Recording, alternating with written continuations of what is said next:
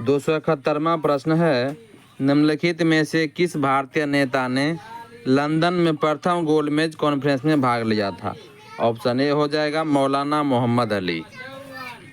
मई 1930 को Simon commission की report प्रकाशित हुई। राजनीतिक संगठनों ने कमीशन की सिफारिशों को अस्वीकार कर दिया। कांग्रेस के प्रमुख नेता जेल में थे। ब्रिटिश सरकार ने निराशा एवं असंतोष के वातावरण में नवंबर 1930 में लंदन में प्रथम गोलमेज सम्मेलन बुलाया। सम्मेलन में कुल 89 प्रतिनिधियों ने भाग लिया, किंतु कांग्रेस ने भाग नहीं लिया। भाग लेने वालों में प्रमुख थे तेज बहादुर सप्रू, श्रीनिवास शास्त्री, मोहम्मद अली, मोहम्मद शफी, आगा खां, फजलुल हक, मोहम्मद अली जिन्ना, होमी मोदी, M.R. जयकर, मुंजे भीमराव अंबेडकर तथा सुंदर सिंह मजीठिया आदि। 272वां प्रश्न है कि तीनों गोलमेज सम्मेलनों में किसने भाग लिया? इसका उत्तर हो जाएगा ऑप्शन सी B.R. अम्बेडकर।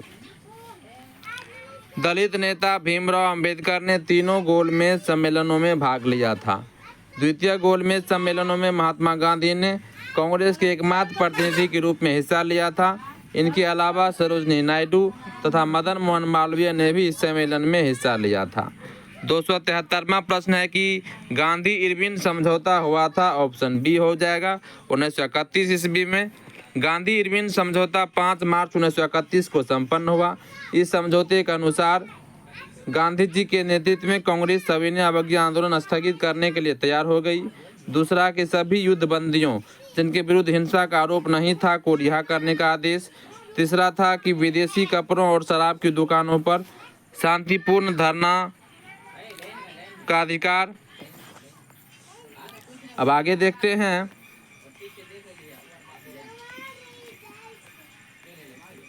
चौथा था कि समुद्र तटीय प्रदेशों में बिना नमक कर दिए नमक बनाने की अनुमति।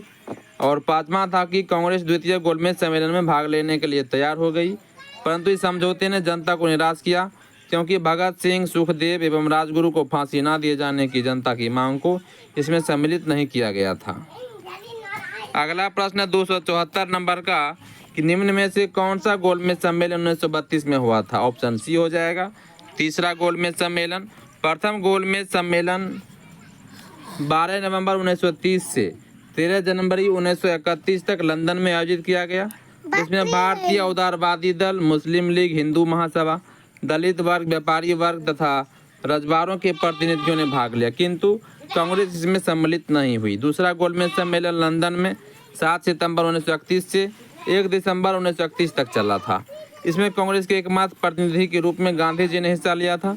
लंदन में तीसरा गोलमेज सम्मेलन 17 नवंबर 1932 से 24 दिसंबर 1932 तक चला। कांग्रेस ने इस सम्मेलन का बहिष्कार किया था।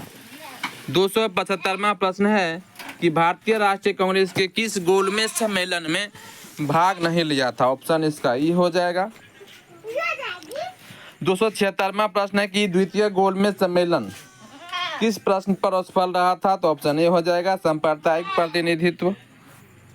द्वितीय गोलमेज सम्मेलन 7 सितंबर 1931 को प्रारंभ हुआ था, जिसमें महात्मा गांधी कांग्रेस के एकमात्र प्रतिनिधि के रूप में सम्मिलित हुए थे। यह सम्मेलन सांप्रदायिक समस्या पर विवाद के कारण पूरी तरह असफल रहा था। दलित नेता भीमराव अंबेडकर ने दलितों के लिए पृथक निर्वाचक मंडल की सुविधा की मांग की, जिसे गांधी जी ने अस्वीकार कर दिया था। अंततः सांप्रदायिक गतिरोध के कारण 1 दिसंबर 1931 को समाप्त घोषित किया गया था। अगला प्रश्न है 277 नंबर का कि महात्मा गांधी दिसंबर 1931 में खाली हाथ कहां से भारत लौटे थे? तो ऑप्शन ए हो जाएगा लंदन से।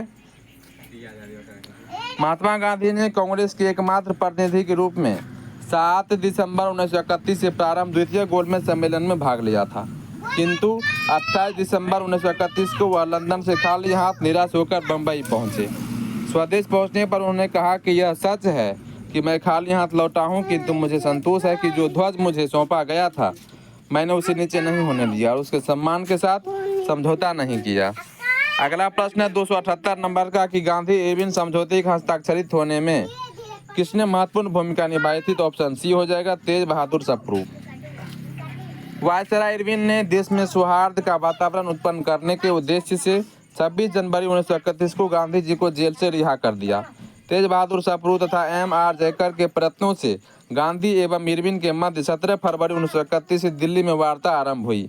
5 मार्च 1931 को दोनों के मध्य एक समझौता हुआ जो गांधी इरविन समझौते के नाम से जाना जाता है।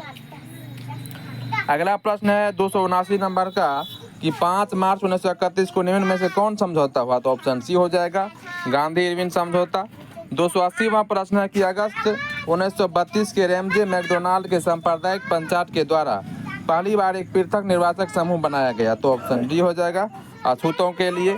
ब्रिटिश प्रधानमंत्री रैमजे मैकडोनाल्ड ने 16 अगस्त 1932 को सांप्रदायिक निर्णय प्रस्तुत किया जिसके अंतर्गत प्रत्येक अल्पसंख्यक समुदाय के लिए विधानमंडलों में कुछ सीटें सुरक्षित कर दी गई जिनके सदस्यों का चुनाव पृथक निर्वाचक मंडलों द्वारा किया जाना था।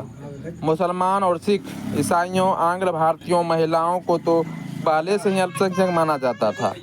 अब इस नए कानून के अंतर्गत दलित वर्ग को अल्पसंख्यक मानकर हिंदुओं से अलग कर दिया गया था।